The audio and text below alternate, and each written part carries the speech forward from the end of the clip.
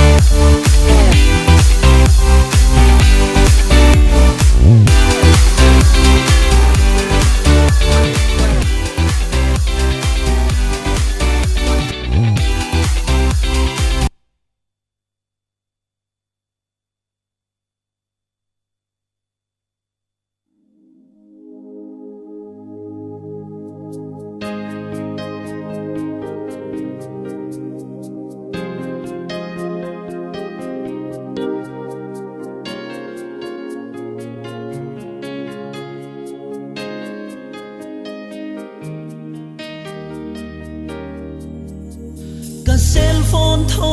ma lo ria ka beng na ori chua lungai na oro chapri chua than pui ngai ti in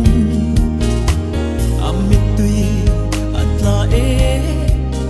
trong cha lei thei lovin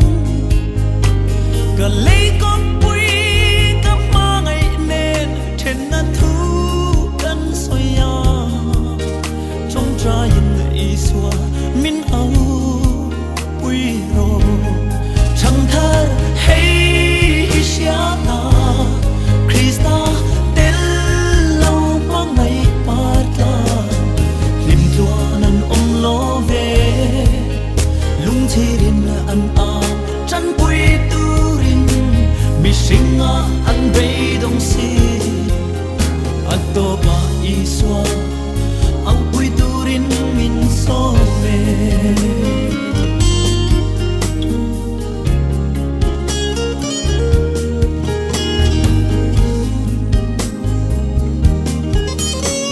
ka kong ka ki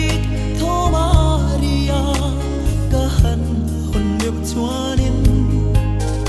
asat me lan lung ngai na lang chua tlang van alo di nga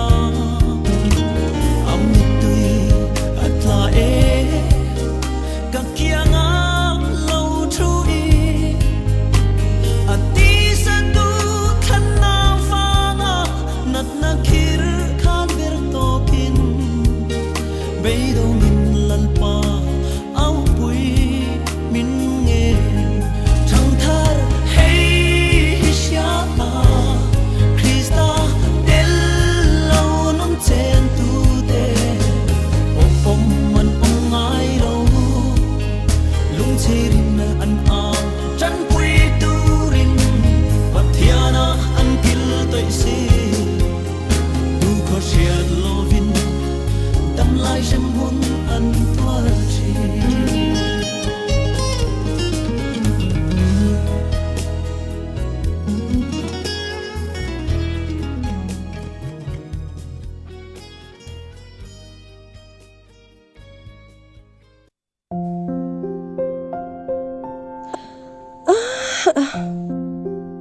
ô enge ni le ta Hey, ala negative tlong zela, ti ngai na pu hi ka she to lo. pathian in rem ati hun hi kan nga ram ram angai zo kania Hey le chen kan ngak to a, eng kan ni si lawa. Kolkata a doctor thiam deu dewan o mantia kan zuk kan meido nem niang. ya ma se poisa lam zo khi ni O, ireng puite pon thilan ti thei em hi. Poisa nei dan kong dang ingai to ve meido na lom. pathian du lo zong thil han ti ngot mai chu a Kolkata han kal te po pathian mal som na kong dang te po ani thei mai lo mo. Pathian tan hian inung tok to veo lom ni. Voi khat han ti ringot te chu apoi veo do na mi. Chu ba ka pathian tan hian I hun tam tak I hmanga thalai shwai tu ini boka. Mi tam tak nun kong pek to te tan po an nun kong isiam that sak boka. Pathian tan hi chuan I ring ru le ngai to na te hi iseng veo to lom. Asha thiam em ang che. Taka ko cha chum. awan ha thak thin tak em o a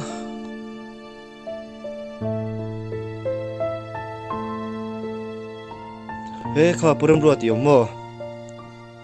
e o purin om nangi ni mo lo thuro enge ni ta jing jing ate nia contract tho lai chung chang hi nia ka moria mai cha ani chumule yeng na berange min mamo a kan veng mong lampang side train khu nia ani chu a inzo fel to mi a zo fel to tia zo tong tho chu kan nia min bial to je te niangin hi puina se te ka mo mo le ani chu a ma se chutia 100% la zo chi lo zo tlon tling anga bilin pek chuangot chu awa pathian thu om lo ve mole purinom nia ma se in pu chalam pon an rem ti vek to nia lau thong du su a thon don hlei nem ming zia man te chu bilama un tang ser nei ve don lom a thon tap don hlei nem chu tiang ringot ani thei do nem ni hei hi lom kan ram than mo bok chu christian kan in ti a tun hun hi ani don lom ni kan christian na kan lan chho tir hun tur chu nia ni chu ni veo na tiang lak sum te chu tlem thama me puram ro ani ngot lo nia min ti lui du su ani na taka chuan kan chung ko ngat phei chuan kan tun lai din huna phei chun poisa chu kan mamo khop mai ma se isu hian engting nge atiang ti hi ka boina zo ka ni chu te chu so pakhat chu te ni penga pathian pa stia me mong che ngai mal tu kan ni kha purinom khongai min ti lui lo mai te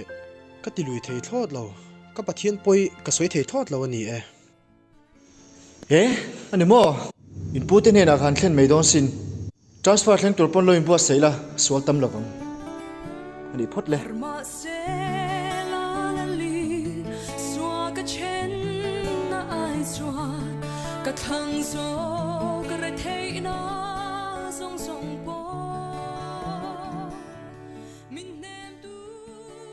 lalpa achang hi chuan nangrin hi chana mai ti te po awal rum rum lo mole ma se nang chuan min tha thlam don lo ti ka hri da wangin kalome kantana irem ro chu min mu ti rang che I lo ro pui zel theina turin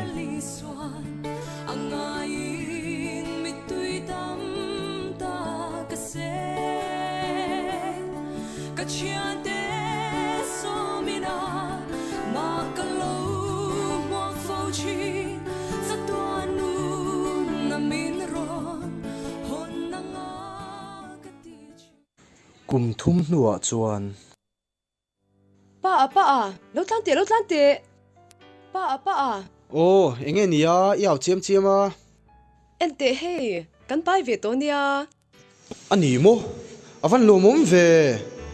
lalpa kalome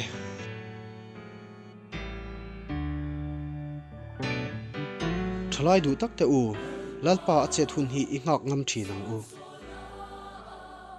kan tan thil ro pui tak min la ti sak don ani ama ring tu te chu rilru beidong mai lovin ama chu ringila ngak fanila he khovel ral mai tur thila hian kan rilru ngai tu na te ngat lovila ama chuan i chaw zo kang u kan lo me